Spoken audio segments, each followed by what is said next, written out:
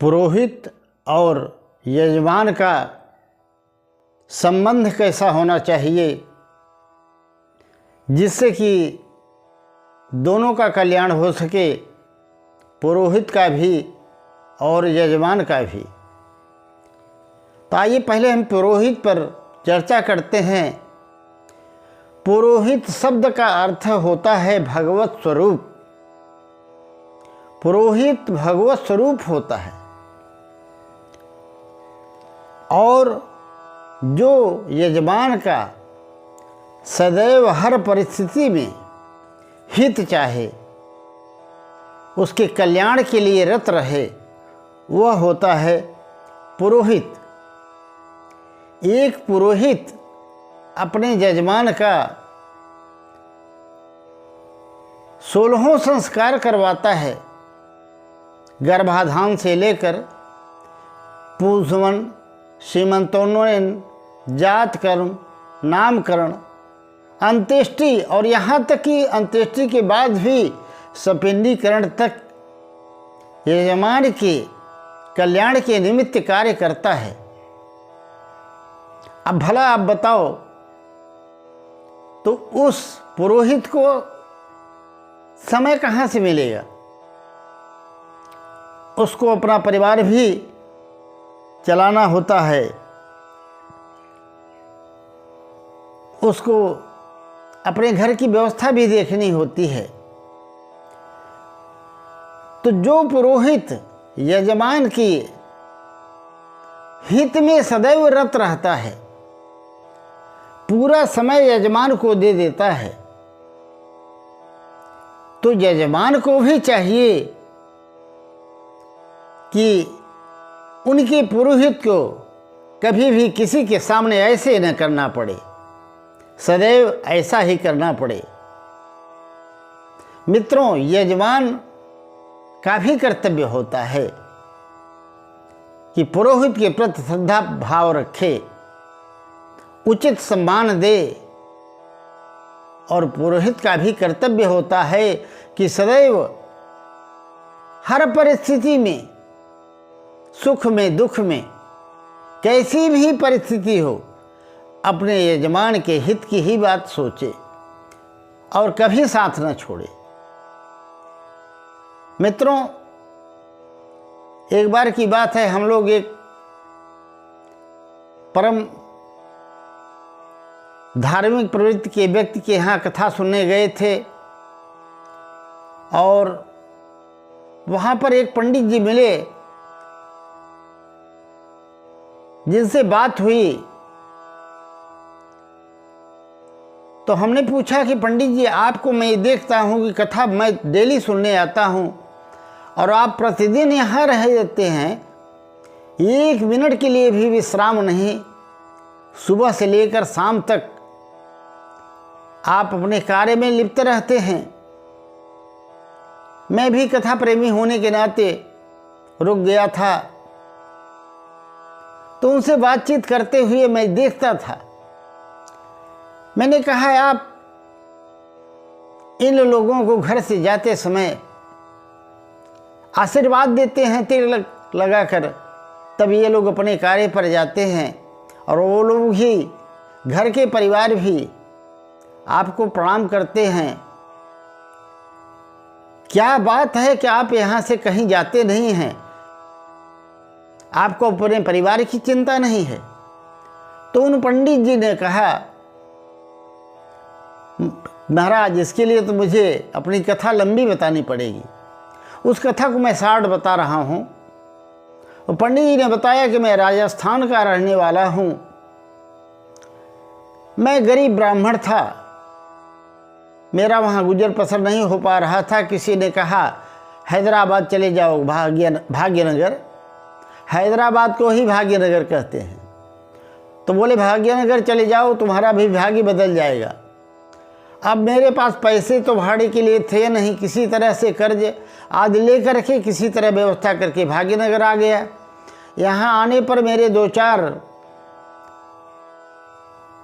ब्राह्मण साथी थे जो एक हफ्ते हमको किसी तरह से खिलाए पिलाए, उसके बाद जवाब दे दिए। अचानक मेरी मुलाकात इन महाशय के यहाँ, वो माहेश्वरी परिवार से थे। माहेश्वरी राजस्थान में पाए जाते हैं, वैश्य समाज के होते हैं। तो बोले कि ये भी राजस्थान से यहाँ पर भाग्यनगर में धंधा करने के उद्देश्य से आए थे। इनके भी पैर में टायर वाला एक फटा चप्पल था, एक झोला के सिवा कुछ नहीं था। अचानक मुझे मिल गए और इन्होंने मुझसे पूछा, मैंने सारा वृत्तांत बता दिया। तब इन्होंने कहा, पंडित जी आप ऐसे कहाँ भटकते फिरोगे, मैं भी यहाँ व्यापार करने आया हूँ और मैं एक किराए का कमरा लेकर रहता हूँ, उसमें मेरे साथ रहिए। और आप भोजन बनाना तो जानते ही हो, अपने हाथ से भोजन बनाते ही हो, आप भोजन प्रसादी बनाया करो, मैं काम धंधे के लिए बाहर निकल जाया करूँगा और शाम को दोनों का सत्संग होगा, आनंद से बीत जाएगा, आगे जो प्रभु करेंगे सो होगा। उन्होंने बताया, पंडित जी कि मैं तब से लेकर के आज तक यहाँ हूँ। मैं वहाँ पर विधिवत इनके हित के लिए भगवान से प्रतिदिन प्रार्थना करने लगा कि प्रभु जो में से मुझे अनाथ को सहारा दिया उनका कल्याण करो, उन्हें आगे बढ़ाओ, उनका धंधा बिजनेस फूले फले। मेरा रोम रोम आशीर्वाद देने लगा था और भगवान से प्रार्थना करता था और भगवान ने सुना। आज आप लोग यहाँ उपस्थित हैं, देख रहे हैं। इन्होंने अपने लिए जैसा महल बनवाया वैसा मेरे लिए भी महल बनवा दिया है। जैसे जिस स्कूल में इनके बच्चे पढ़ते हैं उसी स्कूल में हमारे बच्चे भी पढ़ते हैं। इन्होंने अपनी कोठी गांव में बनवाई, राजस्थान में, हमारी भी कोठी बगल में वहाँ पर बनवाई। और अब बताइए मुझे ऐसा यजमान पा करके मेरा तो रोआ रोआ आशीर्वाद देता है इनको, मैं इन्हें छोड़कर कैसे जा सकता हूँ। और ये मेरा धर्म है। जो यजमान मेरा इतना ख्याल कर रहा है मैं उसे छोड़कर कैसे जाऊं। मित्रों, ये मैंने उनसे बात सुनी, मेरे समझ में आया कि एक सद्विचारी सदाचारी वेदज्ञ ब्राह्मण का सम्मान करने से आदमी अर्श से फर्श पर कैसे पहुंच जाता है। आज वो माहेश्वरी परिवार बहुत बड़े सेठ हैं और उनका व्यापार बहुत तेजी से चल रहा है। तो ये ब्राह्मण का, पुरोहित का सम्मान करने का इससे बढ़िया उदाहरण मुझे तो देखने में नहीं मिलता। पर मित्रों, होता ये है कि आजकल प्रचलन ये चल चुका है कि कुछ लोग कहीं से थोड़ा बहुत स्वस्ति वाचन सीख लिए, किसी पुस्तक से कुछ याद कर लिए, जीविकोपार्जन के लिए और कथा पुराण सुनाने के लिए तैयार हो जाते हैं। आप पूछोगे कितना लोगे महाराज? अरे कुछ नहीं, मुझे तो भोजन करा देना बस, और जो तुम्हारी श्रद्धा हो दे देना। हाँ, ये पंडित जी अच्छे हैं। वो जो लंबी लिस्ट बनाते हैं ना, बहुत देर तक पूजा कराते हैं, वो ठीक नहीं। आपने अयोग्य व्यक्ति का सम्मान किया, आगे बढ़ाने का कार्य किया, और योग्य व्यक्ति का तिरस्कार। मित्रों, मेरी आप लोगों से प्रार्थना है, धर्म की रक्षा के लिए, अपनी संस्कृति की रक्षा के लिए, सनातन धर्म की रक्षा के लिए अच्छे धार्मिक, सदाचारी, वेदज्ञ, विद्वान ब्राह्मण को ही अपना गुरु बनाना चाहिए, पुरोहित बनाना चाहिए। अब एक बात आती है कथा सुनाने की। हम कथा किससे सुने? वैसे तो सत्संग की चर्चा हर कोई कर सकता है। काकभूसुंडी जी सुनते हैं, गरुड़ जी सुनाते हैं, तो कोई भी आपस में बैठ के चर्चा कर सकता है। पर विधि पूर्वक जहां पुराण वाचन का संकल्प पूर्वक व्यासपीठ पर किसको बिठाया जाए तो आपको विचार करना ही पड़ेगा। इसके लिए विप्र कुलोत्पन्न ब्राह्मण का ही चुनाव करना चाहिए, जो कि सदाचारी हो, धर्मनिष्ठ हो और शास्त्र के जो नियम उनके लिए लगाए गए हैं उन नियमों में वह प्रतिष्ठित हो। ऐसे व्यक्ति को व्यासपीठ पर बैठाना चाहिए, पूजन करना चाहिए और उससे कथा श्रवण करना चाहिए, न कि विपरीतर अन्य किसी व्यक्ति से।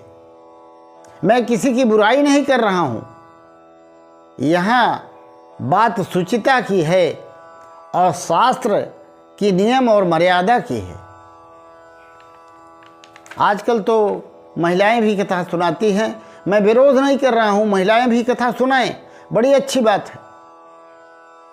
महिलाएं कथा सुनाती हैं, उनका रूप भी सुंदर होता है, आवाज़ भी सुंदर होती है, देखने में भी सुंदर लगती है और लोगों को चाहिए क्या?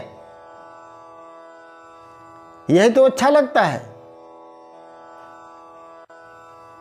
पर मैं बहनों से निवेदन करता हूँ कि शास्त्र मर्यादा का पालन करते हुए, शास्त्र नियम में अवरुद्ध होते हुए, प्रतिष्ठित होते हुए, अपने परिवार को, संतान को उन्नत बनाते हुए, संस्कारी बनाते हुए कथा करें, पर शास्त्र के नियमों का उल्लंघन न हो, यह ध्यान रखें। मैं विरोध नहीं कर रहा हूँ, कथा कर सकती हैं, करें, पर मर्यादा का उल्लंघन नहीं। मित्रों, एक पुरोहित का कर्तव्य बनता है कि जो यजमान उसका भरण पोषण कर रहा है और उसके यहाँ वो है, उसका त्याग किसी भी परिस्थिति में नहीं करना चाहिए। चाहे अच्छी परिस्थिति हो, चाहे खराब परिस्थिति हो। पांडवों के पुरोहित धौम्य ऋषि क्या कभी उन्हें छोड़ा? पांडवों के पास क्या था? पांडव तो सब कुछ हार करके स्वयं वनवासी हो गए थे, उनके पास क्या था? पर 13 वर्षों तक धौम्य ऋषि उनकी पुरोहिती का कार्य करते रहे, उन्हें कभी नहीं छोड़ा। पुरोहित का एक कर्तव्य होना चाहिए कि यजमान अगर किसी कारण से दरिद्र हो जाए, आपत्ति में फंस जाए, कुछ देने लायक न रह जाए, तो भी उसे कतई न छोड़े। और यजमान को भी चाहिए कि हमेशा इस बात का ध्यान रखे कि हमें किसी भी परिस्थिति में, हम बड़े हो जाएं, छोटे हो जाएं, हमारे पुरोहित जो हमारे हित के लिए रात दिन लगे हैं, हमें कभी भी लोभ या लालच में आकर के देखा देखी किसी बड़े पंडित को देखकर उधर जाने का मन न करके अपने कुल के पुरोहित को कभी भी अपमान न करके उनका सम्मान ही करना चाहिए और उन्हें कदापि नहीं छोड़ना चाहिए।